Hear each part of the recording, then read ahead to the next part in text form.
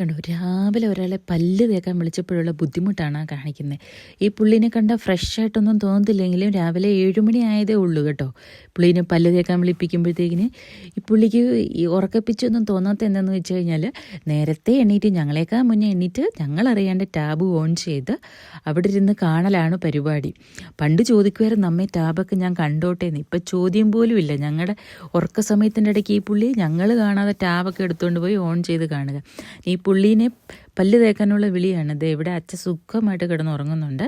എന്നാലും പകുതി ഉറക്കവേ ഉള്ളൂ കേട്ടോ. ഞാൻ എണീറ്റ് കഴിഞ്ഞാൽ പിന്നെ ഉറങ്ങാൻ സമ്മതിക്കില്ല. അപ്പം വെളിയിലൊക്കെ ഞാനൊന്ന് പോയി നോക്കിയോ, ഈ വെളിച്ചമൊന്നും ഇല്ല കേട്ടോ. ഇത് ഈ മൊബൈലിൽ എടുത്തപ്പോൾ കണ്ടതാണ്. ഇവിടെ ഇപ്പം നേരം വെളുത്ത് സൂര്യൻ ഉദിക്കാൻ തന്നെ 8:30 ഈ ഒരു ഇരുട്ടാണ് പുറത്തുമൊക്കെ കാണുന്നത്. അപ്പോൾ രാവിലെ തന്നെ ഇന്നലെ വൈകുന്നേരം തന്നെ അവൾക്ക് ഞാൻ പ്രോമിസൊക്കെ ചെയ്ത് കൊടുത്തായിരുന്നു, രാവിലെ നൂഡിൽസ് ഉണ്ടാക്കി തരാമെന്ന്.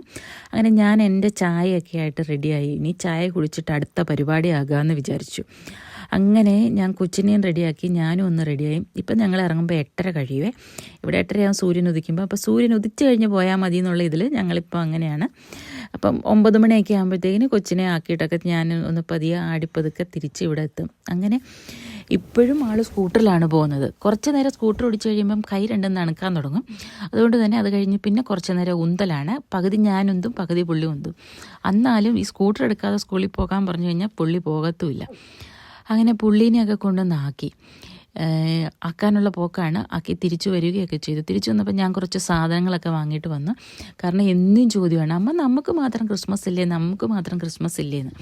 അങ്ങനെ ഉണ്ടായിരുന്ന 1-2 ചെറുതായിട്ടൊന്ന് ഡെക്കറേറ്റൊക്കെ ചെയ്തു കൊടുത്തപ്പോഴാണ് എനിക്കൊരു കാര്യം ഓർമ്മ വന്നത്. അയ്യോ, ഈ മാസമാണെന്നുണ്ടെങ്കിൽ പുതിയ കോൺട്രാക്റ്റ് സൈൻ ചെയ്ത് കൊടുക്കേണ്ട സമയം കഴിഞ്ഞു.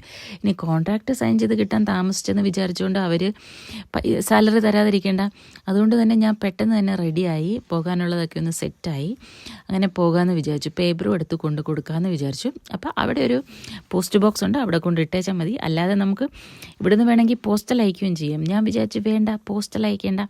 ഇനി പോസ്റ്റൽ അയച്ചിട്ട് അവർ കിട്ടിയില്ല എന്ന് പറഞ്ഞിട്ട് എൻ്റെ സാലറി താമസിപ്പിക്കുകയും കയറുന്ന സാലറി കയറാതിരിപ്പിക്കേണ്ട കാര്യമില്ല. ഞാൻ നേരിട്ട് തന്നെ കൊണ്ട് കൊടുക്കാം എന്ന് വിചാരിച്ചു. രാവിലെ എന്തായാലും ട്രെയിനിൻ്റെ സമയവും കാര്യങ്ങളൊന്നും നോക്കാണ്ട് ഓടിപ്പോയി കണ്ട ട്രെയിനിൽ ചാടി കയറി.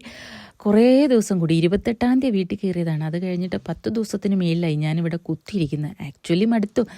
അപ്പോൾ ഒന്ന് ലാവിഷായിട്ടൊക്കെ പതിയെ അടിച്ചു പൊളിച്ചൊന്ന് റിലാക്സ് ആയിട്ടൊക്കെ പോകാമെന്ന് വിചാരിച്ചു. അങ്ങനെ ഇരുന്നപ്പോഴാണ് ട്രെയിൻ അനൗൺസ്മെൻറ്റ്. എനിക്ക് ഇറങ്ങേണ്ട സ്റ്റേഷനിൽ വണ്ടി നിർത്തത്തില്ല.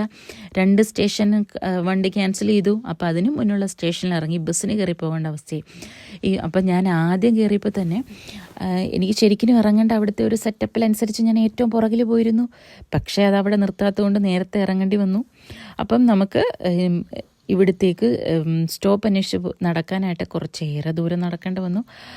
അങ്ങനെ ഞാനും അങ്ങോട്ട് നടക്കാൻ തീരുമാനിച്ചു. അങ്ങനെ ഏറ്റവും അവസാനത്തൊന്നും ഇനി അങ്ങറ്റം വരെ നടക്കണം. അങ്ങനെ നോക്കിയിരുന്നപ്പോഴാണ് ഇത് ഇവിടുന്ന് ഒരു ട്രെയിൻ വിട്ടപ്പോൾ അവിടുന്ന് ഒരു ട്രെയിൻ വരുന്നു.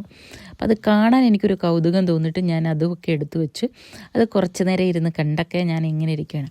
അങ്ങനെ നടന്ന് നമ്മൾ ബസ് തപ്പിപ്പോവാണ്. അപ്പോൾ അവിടെ ചെന്നപ്പോൾ ഒരു ബസ്സൊക്കെ നിർത്തിയിട്ടിട്ടുണ്ടെന്നുണ്ടെങ്കിൽ എനിക്ക് പോകാനുള്ള ബസ്സല്ല.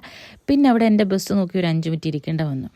ഇരുന്ന് കുറച്ച് നേരമൊക്കെ ഒരു 5 മിനിറ്റ് ഇരുന്ന് കഴിഞ്ഞപ്പോഴത്തേക്കിന് എനിക്കുള്ള ബസ്സൊക്കെ വന്നു. അതിൽ ചാടി കയറി. അപ്പോൾ നമുക്ക് ഇറങ്ങാനുള്ള സ്ഥലത്തേക്ക് കയറി നമ്മൾ ഇറങ്ങി. ഞാൻ ബസ്സിൽ വലിയ തിരക്കൊന്നും ഉണ്ടായിരുന്നില്ല. അങ്ങനെ ഞാൻ എൻ്റെ പുതിയ ഹോസ്പിറ്റലിലേക്ക് പോവുകയാണ്. അപ്പം അവിടെ ചെന്നപ്പോൾ ഇവിടെ ഉണ്ട് നല്ല മിനുക്ക് പണികളൊക്കെ ആയിട്ട് നല്ലൊരു ക്രിസ്മസ് ട്രീ. ഇതൊരു എളുപ്പവഴി ചാടി കയറി പോവാണ്. ഈ ഒരു സ്റ്റേഷനിൽ കൂടെ കയറിപ്പോയാൽ പെട്ടെന്ന് എനിക്ക് എത്തേണ്ട സ്ഥലത്തെത്താം. അപ്പം നമ്മൾ അവിടെ എത്തിയതുകൊണ്ട് ഈ പോസ്റ്റ് ബോക്സിൽ കൊണ്ടുവന്ന് ഇട്ടേച്ചാൽ മതി. ഇനി അവർ കിട്ടിയില്ലെന്ന് പറയില്ലല്ലോ. അടുത്ത ഓഫീസിൽ കയറിയിട്ട് ഞാൻ പറഞ്ഞു ഞാൻ എൻ്റെ സാധനം ഇവിടെ കൊണ്ടിട്ടിട്ടുണ്ടെന്ന് പറഞ്ഞു. അപ്പോൾ തിരിച്ച് നടന്ന് റെയിൽവേ സ്റ്റേഷനിലേക്ക് പോകുമ്പോൾ പാർക്കിൽ കൂടെ നടന്ന് കയറാം.